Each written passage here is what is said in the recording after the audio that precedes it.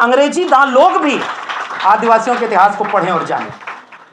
तो अब बहुत सारे प्रोफेसर लोग हैं, एक निकालने के बाद अच्छा ये हुआ कि मौका मिला अपने देश, अपने संस्कृति, समाज के बीच जाने का। और मैं एक अपने ही वाकये से शुरू करता हूं, हालांकि अगले 10 मिनट में अपनी बात खत्म करूंगा।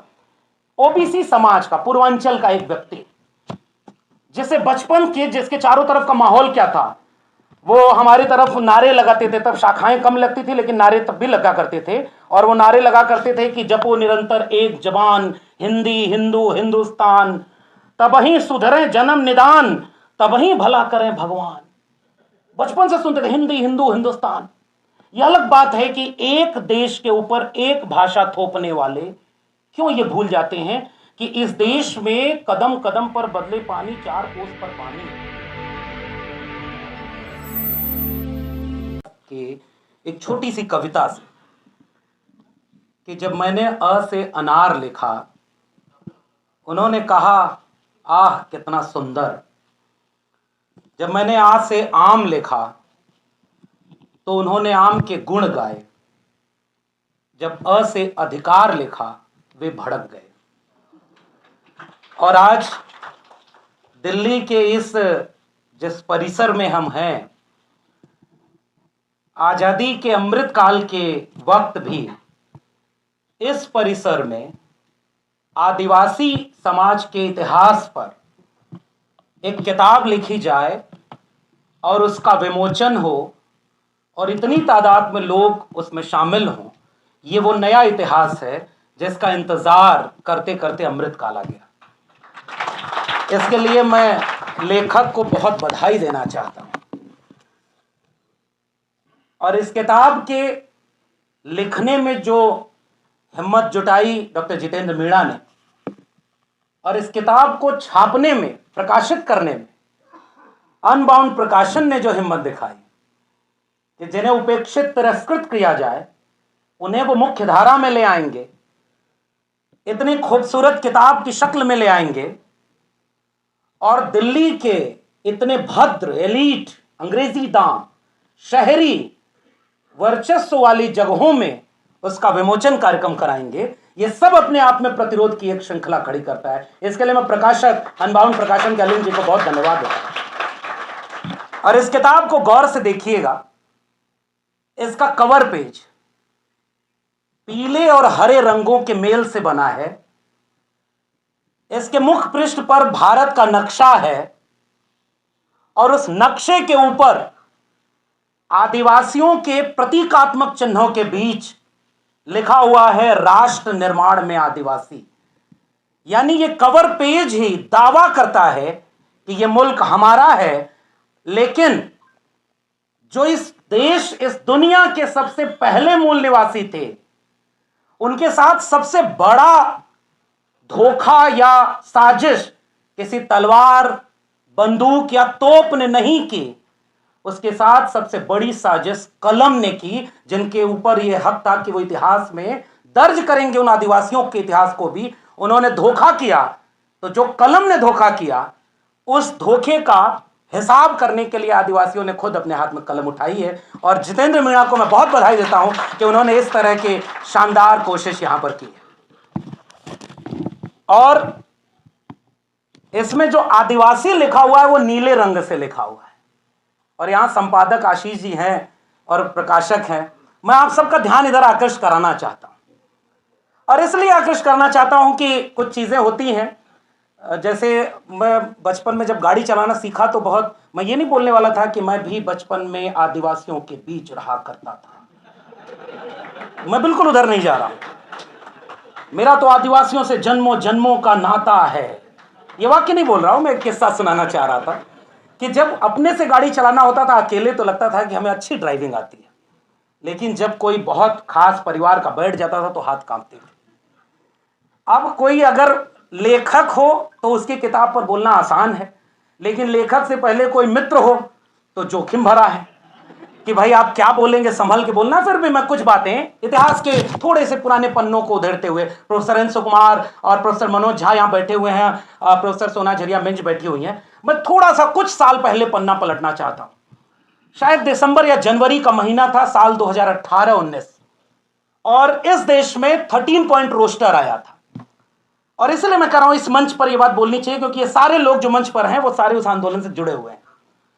और उस समय पूरे देश में रोस्टर आंदोलन के खिलाफ जो अगुवाई थी वो दिल्ली विश्वविद्यालय ने की थी, उनमें हम लोग शुमार थे।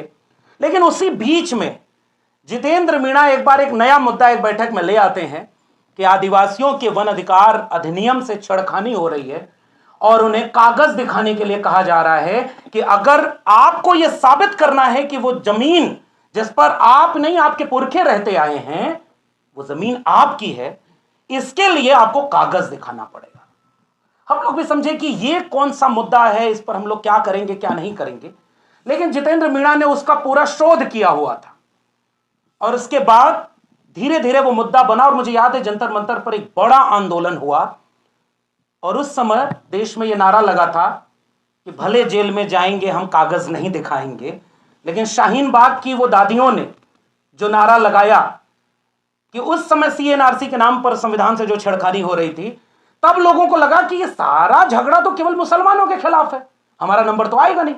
लेकिन जब आदिवासी समाज का पूरे देश में आंदोलन खड़ा हुआ कि आप जो कागज मांग रहे हो असल में आपका निशाना हमारी जमीन है, और उस जमीन के नीचे जो खनिज संसाधन है जो हमारे हैं उसे आप छीनना चाहते हो। और उस समय मैं लेखक के बारे में बस थोड़ा सा परिचय देना चाह रहा हूं कि यह किताब भले बाद में आई, लेकिन लेखक ने आदिवासी मुद्दों पर बोलना, लिखना और लड़ना कई वर्ष पहले से शुरू कर दिया था। और कई ऐसे किस्से वो आते रहे जिसे हम लोग भी नहीं जानते थे। बाद के दिनों में तमाम लोग प्रोफेसर हैं। अब जैसे प्रोफेसर मनोज झा जी बैठे हुए हैं संसद में, मैंने एक वीडियो देखी कि ये दो लोग उधर से जा रहे हैं, सामने से कोई विपक्ष का सांसद आ रहा है तो अभिवादन की शैली में कर रहा है, गली गली में शोर है। अब आगे वाला नहीं बोलता हूं क्योंकि संसद के परिसर वाली बात है। तो ये माहौल है। कल को कोई आपका आरक्षण चुरा रहा था, आज कोई वोट चुरा रहा है, कल आपका जल, जंगल, जमीन, शिक्षा, अधिकार, हक सब कुछ चुरा लेगा अगर इस तरह की किताबें नहीं आएंगी तो, जो बताएंगी कि आपको किस चोरी से बचना है। और इसलिए इस किताब में जो भूमिका है उस भूमिका से अपनी बात प्रोफेसर एन सुकुमार ने एक इशारा कर दिया है, जिसकी तरफ लेखक और प्रकाशक दोनों को ध्यान में रखना होगा कि अगर यह किताब हिंदी की बजाय अंग्रेजी में होती तो और जल्दी वो इस पूरी किताब को पढ़ लेते। और मैं उम्मीद करता हूं कि अगला कार्यक्रम अंग्रेजी संस्करण के साथ हो, ताकि अंग्रेजी दान लोग भी आदिवासियों के इतिहास को पढ़ें और जानें। तो अब बहुत सारे प्रोफेसर लोग हैं, एक निकाला हुआ प्रोफेसर उनके बीच में बोल रहा है। निकालने के बाद अच्छा ये हुआ कि मौका मिला अपने देश, अपने संस्कृति, समाज के बीच जाने का। और मैं एक अपने ही वाकये से शुरू करता हूं, हालांकि अगले 10 मिनट में अपनी बात खत्म करूंगा। ओबीसी समाज का, पूर्वांचल का एक व्यक्ति जिसे बचपन के, जिसके चारों तरफ का माहौल क्या था, वो हमारी तरफ नारे लगाते थे, तब शाखाएं कम लगती थी लेकिन नारे तब भी लगा करते थे। और वो नारे लगा करते थे कि जपो निरंतर एक जबान, हिंदी हिंदू हिंदुस्तान, तबही सुधरे जन्म निदान, तबही भला करें भगवान। बचपन से सुनते थे हिंदी हिंदू हिंदुस्तान। यह अलग बात है कि एक देश के ऊपर एक भाषा थोपने वाले क्यों ये भूल जाते हैं कि इस देश में कदम कदम पर बदले पानी, 4 कोस पर पानी। आदिवासी जिंदा कहां रहा? वो अपनी संस्कृति में जिंदा रहा, अपनी भाषा में, अपनी तहजीब में, अपनी परंपरा में जिंदा रहा। और वो आपकी एक रूपता में कहीं फिट नहीं बैठता है। उसकी अपनी संस्कृति, अपना अपना परंपरा है।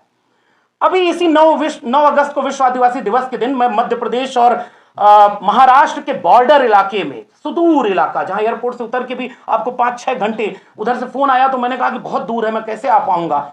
उन्होंने कहा सर, राजमार्गों और हवाई अड्डों के इतने करीब अगर आदिवासी रहते तो आज हाशिए पर नहीं रहा करते। उन तक पहुंचने के लिए आपको कई किलोमीटर ऐसी जगह जाना होगा जहां सड़कें अच्छी नहीं होंगी, जहां रास्ते अच्छे नहीं होंगे। फिर तुरंत कोई पलट कर कहेगा कि सड़क बनाने जाते हैं तो आप विरोध करते हैं। लेकिन सवाल यह पूछा जाएगा कि आप विकास का चेहरा दिखाकर विनाश उन पर थोपते हैं। मैं गया वहां तो रास्ते में जहां जहां मौका मिला आदिवासी समाज के लोग स्वागत कर रहे थे। मैंने उस वीडियो को पोस्ट किया। और प्रोफेसर मनोज झा इस बात को समझेंगे, क्योंकि जिस डिकास्ट होने की बात को हम लोग कहते हैं, आप सोचिए कि इस मंच पर अधिकांश लोग जब प्रोफेसर एन सुकुमार बोल रहे हैं या प्रोफेसर सोना झरिया मिंज बोल रही हैं या हम लोग, तो उसकी भी अपनी एक लोकेशन है, पॉलिटिकल और सोशल लोकेशन है। और प्रोफेसर मनोज झा भी हैं जो लड़ाई ही सोशल जस्टिस की लड़ते हैं। उन्होंने तिलक लगाया हल्दी का और चावल से, जो पीली हल्दी में लिपटे हुए चावल थे, उसको माथे पर ऐसे तिरछा लगाया, पीले गमछे को सर में बांधा और उस चावल से ऐसे छिड़काव किया और उनकी थाली में एक दीपक था और उसके बगल में नारियल रखा हुआ था। मैं बड़ा संकोच के साथ इस वीडियो को फेसबुक पर या ट्विटर पर लगाना चाह रहा था कि लोग कहेंगे कि जिस मनुवादी संस्कृति का आप विरोध करते हैं आप उसी का पालन करने लगे। लेकिन फिर भी मैंने कहा कि जरा इसका एक टेस्ट करता हूं, जैसे मैं यहां एक टेस्ट करता हूं। दिल्ली के सबसे एलीट क्लब में यह बैठक हो रही है। झारखंड के एक सुदूर आदिवासी इलाके में जब मैं वहां गया तो वहां वो भी आदिवासी दिवस का कार्यक्रम था। उन्होंने पहले पूजा करने के लिए वहां मुझे बुलाया। मैंने कहा साहब इतने कैमरे लगे हुए हैं, वहां जाके पूजा करना है? हम लोग उस परंपरा के तो है नहीं कि पूजा करने में मूर्ति के पीछे पहले कैमरामैन खड़ा हो तब जाकर के आप साधना लीन हो। वो फोटो छपती है तो लगता है कि आप महान पुजारी हैं। और देश में ऐसे समय जब पुजारी और नेता का फर्क भी मिट गया हो। लेकिन उन्होंने कहा साहब ये वो पूजा नहीं है। और जितेंद्र मीणा ने अपनी किताब की भूमिका में वो बात लिखी है। आपको पता ही नहीं चला साहब कि उस जगह पर जब उन्होंने अभिवादन किया, बुढ़ाल पेन्ना सेवा सेवा, मैं यहां आपसे दावे से कहता हूं किसी को इसका अर्थ ही नहीं पता होगा। जो आदिवासी समाज के लोग हैं वो जानते हो। बिरसा मुंडा ना सेवा सेवा, तिलका मांझी ना सेवा सेवा। What is the mean of सेवा? हमें पता ही नहीं।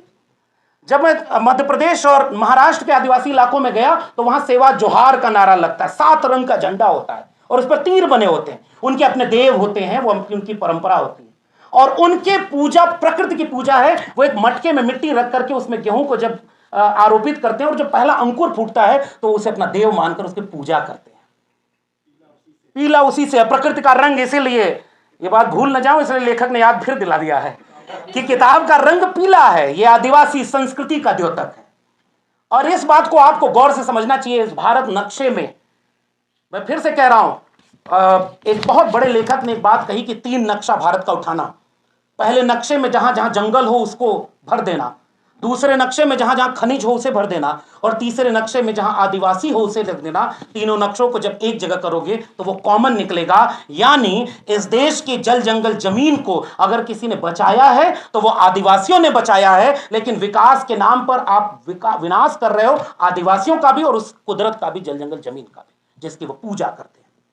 और इसलिए मैंने ये याद किया कि हम जिन पिछड़े समाज के ओबीसी, किसान, कृषक परिवारों के बीच से बचपन को याद करते हैं तो लगता है कि कृषि पूजा तो हमारे यहां भी हुआ करती थी। फसल बोई गई तब उसके फसल बोने के गीत हुआ करती थी। फसल काटी जाए तो उसके फसल काटने के बाद पहला बीज उसका एक आग में जलाकर उसे होला कहते थे और बाद में कोई होलिका की कहानी आई और होला की कहानी पर बैठ गई। बाकी आप समझदार लोगों को इशारा काफी है। तो कैसे कैप्चर किया जाता है? और जितेंद्र मीणा ने अपनी किताब की भूमिका में यह बात बहुत साफ लिखी है कि इतिहास उन लोगों का कभी नहीं बनता जो अपने इतिहास को लिखते और दर्ज करते नहीं, और कमजोर लोगों का कोई इतिहास कभी कोई लिखता भी नहीं। इसलिए मैं जब उस पूरी परंपरा को देखा और फेसबुक के नीचे कमेंट को देखा तो सब लोग ये लिख रहे हैं कि भाई आप तो वही निकले, आप आरती करवा रहे हो, आप हल्दी और इसका वो। तब मुझे लगा कि इस देश में अभी पता ही नहीं लोगों को कि आदिवासियों की संस्कृति क्या है और वैसे ही कृषक समाज की संस्कृति क्या है। कृषक समाज की परंपरा, हमारे यहाँ ओबीसी घरों में भी आप पुरानी परंपरा में जाएंगे तो पीले गमछे से स्वागत होता है। हल्दी और चावल और दूब उस शादी में सबसे पवित्र मान करके उसकी पूजा होती है। तो कुदरत के बीच सबसे पहला रिश्ता उन्हीं लोगों का था जो जल जंगल जमीन से जुड़े थे। बीच में कोई बैठ गया जो बताने लगा कि हम वो ठेकेदार हैं जो आपकी पूजा को भी वैध और अवैध साबित करेंगे। और उन्हीं लोगों के हाथ में जब कलम आई, महात्मा ज्योतिबा फूले ने उन्हीं लोगों के लिए लिखा है कलम कसाई। बहुत कठिन शब्द है, चुभेगा। हम भी चाहते हैं कि चुभे। बहुत आसान चीजों से, फूल से इलाज होता भी नहीं। जी नहीं सकता तो जीने की तमन्ना छोड़ दे, बहते बहते रुक जाए वो दरिया छोड़ दे। फूल था मैं और मुझे कांटा बनाकर रख दिया और अब कांटे से कहते हो कि चुभना छोड़ दे। तो हम तो चाहते हैं कि ये बातें आपको चुभें कि आपने इतिहास में किस तरह से चीजों को लिखा है। और हमारे भारत आदिवासी पार्टी के सांसद राजकुमार राज जी हमारे बीच में आए हैं। मैं चाहता हूं कि वो भी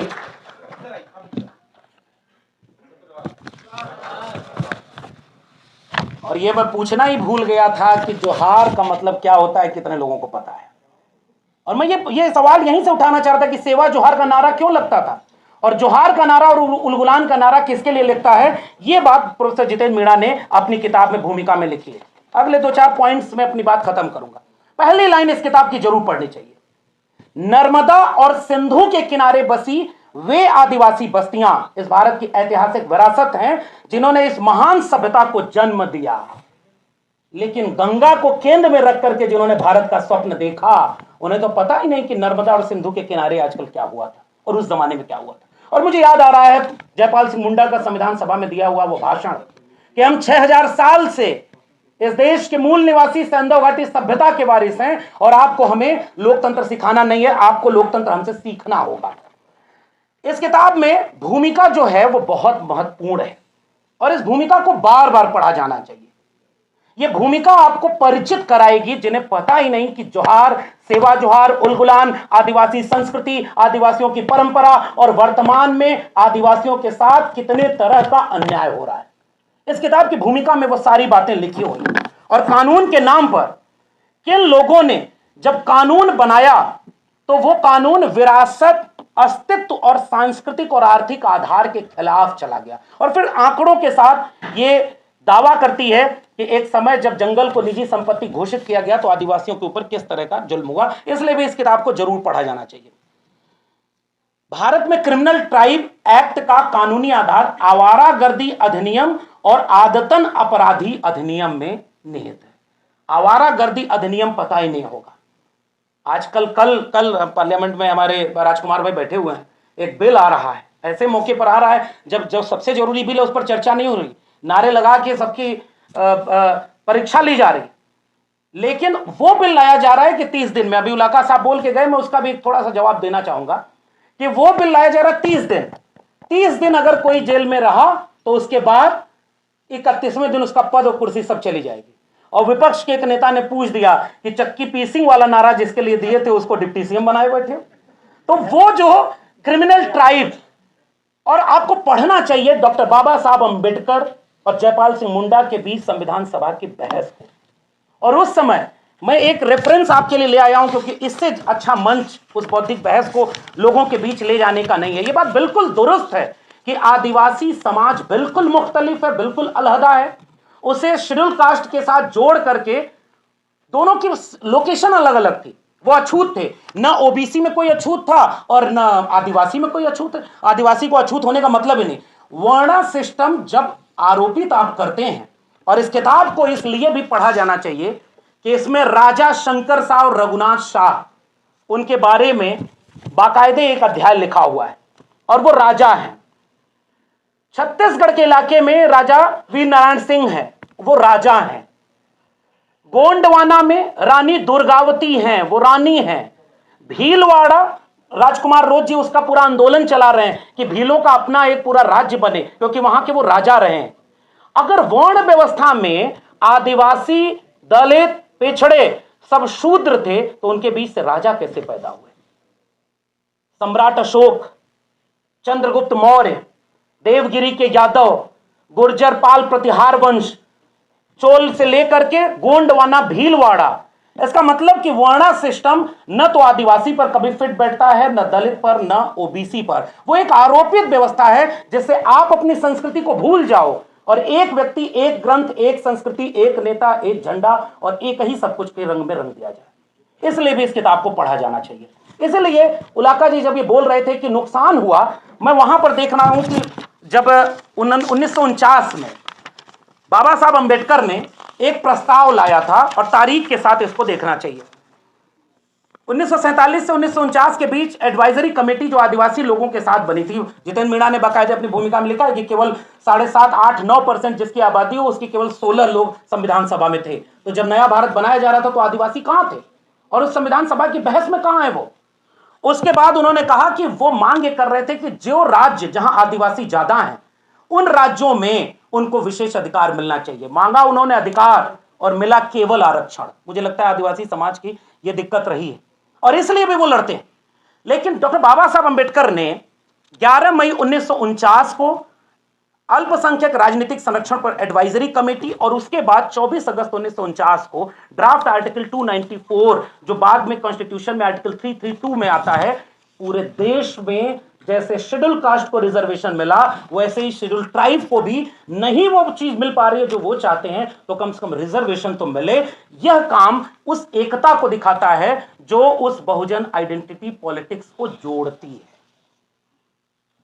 अलग होने के सामाजिक, सांस्कृतिक, आर्थिक कई कारण हैं, लेकिन जोड़ने के जहां जहां इतिहास हैं उस इतिहास को पढ़ना चाहिए। अब मैं आखिर में एक दो बातें कह के अपनी बात को खत्म करूंगा, उसके बाद 2 वक्ता हैं उनको अपनी बात को पढ़ना है, सुनेंगे आप। एनिमेशन ऑफ कास्ट में बाबा साहब डॉक्टर अंबेडकर लिखते हैं कि इतिहास गवाह है कि भारत के इतिहासकारों ने दलितों और आदिवासियों की भूमिका को मिटा दिया है। जब तक यह देश अपने असली निर्माताओं की पहचान नहीं कर लेता तब तक वह न्यायपूर्ण राष्ट्र नहीं बन सकता। डॉक्टर राम मनोहर लोहिया मार्क्स, गांधी और समाजवाद किताब में 1960 में लिखते हैं कि भारत में असली लोकतंत्र तभी आएगा जब सबसे गरीब, सबसे उपेक्षित और सबसे पिछड़े आदमी की जिंदगी बदलाव आएगा, जब आदिवासी, दलित, स्त्री, उनकी आवाज संसद में गूंजेगी, तभी भारत का स्वराज पैदा होगा। और आज जब राजकुमार रोत जैसे सांसद सदन में खड़े होकर के बोलते हैं तब लगता है देखिए आदिवासी की लड़ाई आदिवासी ही लड़ेगा, वही बोल सकता है, बाकी आप उनके साथ, उनके पीछे खड़े होकर के आप साथ दीजिए, उसका नेता नहीं बनना है। इसलिए आज जो बात राजकुमार रोत बोल रहे इससे पहले क्यों नहीं बोली गई? महाश्वेता देवी ने अरण्येर अधिकार में 1977 में लिखा कि भारत का इतिहास लिखने वाले हमेशा महलों और दरबारों के इतिहासकार रहे, महलों और दरबारों के इतिहासकार रहे। जंगलों और पहाड़ों में लड़ी गई असली लड़ाइयों को उन्होंने कभी जगह नहीं दी। आदिवासी इतिहास इसलिए जिंदा है क्योंकि वह लोगों की यादों और संघर्षों में जिंदा है, और उन यादों, संघर्षों से इस किताब ने एक भूमिका निभाई है। ये भूमिका जब जितेंद्र मीणा लिखते हैं तो ये दावा कतई नहीं करते कि आदिवासियों के ऊपर कोई पहली किताब मैं लिख रहा हूं। इसके पहले बहुत सारी किताबें लिखी गई हैं, बहुत सारे काम हुए। जितेंद्र मीणा यह दावा कर रहे हैं कि जिन नायकों को उपेक्षित कर दिया गया, हम उन नायकों की भी बात आपको बताना चाहते हैं। छत्तीसगढ़, नॉर्थ ईस्ट से लेकर के राजस्थान, गुजरात के भी इसमें नायक शामिल हैं, इसलिए भी इस किताब को पढ़ना चाहिए। एक कोटेशन, 1-2 बस पढ़ के मैं अपनी बात खत्म करूंगा। हालांकि पेज नंबर 33 पर इन्होंने वनवासी वाले संकट के ऊपर भी इशारा किया है कि कुछ लोग आदिवासियों को वनवासी कहकर के अपनी संस्कृति भी थोप रहे हैं, जबकि आदिवासी संस्कृति का उनसे मेल नहीं है। आपको जानकारी होनी चाहिए कि झारखंड में विधानसभा ने यह बिल पारित किया कि अब की जब जनगणना हो तो धर्म के कॉलम में हमारा अपना धर्म भी लिखा होना चाहिए। जब उनका धर्म अलग, उनके देवी देवता अलग, उनकी संस्कृति अलग, तो उनके ऊपर आप एक धर्म, एक भाषा, एक नेता क्यों थोपेंगे? और इस बात को इस किताब में जरूर लिखा गया। और इस किताब को, बाकी नायकों पर वक्त कम है इसलिए छोड़ देता हूं, इसके आखिरी पन्ने पर भारत के आदिवासी विद्रोह करके एक सूची दी गई है। जो क्लेम है ये किताब कि भारत राष्ट्र के निर्माता हम हैं, जिसे इनकैर्नेशन लिखने वाले सुनील खिलनानी बिरसा मुंडा से आगे नहीं बढ़ा पाए, जिसे मेकर्स ऑफ मॉडर्न इंडिया लिखने वाले लेखक उसको भी नहीं देख पाए, अब जब उनके हाथ में कलम आई तो उन्होंने बताया कि इस देश में अंग्रेजों के खिलाफ सबसे पुरानी और सबसे लंबी लड़ाई लड़ने का काम इस देश के आदिवासियों ने किया है।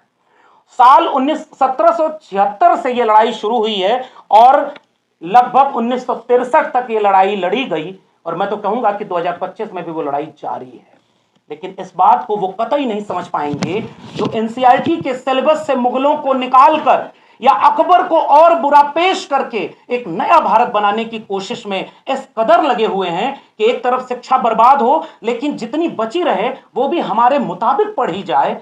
ऐसे वक्त में क्या उन्हें चिंता है आदिवासियों के इतिहास लेखन की?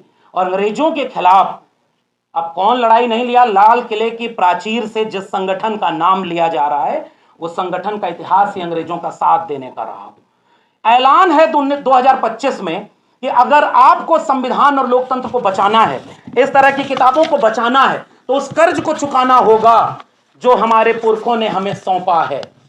मिर्जा गालिब का एक शेर है कि दर्द मिन्नत कशे दवा न हुआ, मैं ना अच्छा हुआ बुरा न हुआ, जान दी हुई उसी की थी, हक तो यूं है कि हक अदा न हुआ। हमारे ऊपर हमारे उन पुरखों का हक है कर्ज की तरह। डॉक्टर बाबा साहब अंबेडकर, जयपाल सिंह मुंडा, बिरसा मुंडा से लेकर राम मनोहर लोहिया, भगत सिंह, तमाम लोगों का कर्ज है। इस किताब के जरिए उस कर्ज को पढ़ते हुए हमें लंबी लड़ाई के लिए अपने को तैयार करना होगा। मैं फिर से लेखक जितेंद्र मीणा को, प्रकाशक को और आप तमाम लोगों को धन्यवाद देता हूं कि ऐसे जगह पर हमने इस भूमिका निभाई।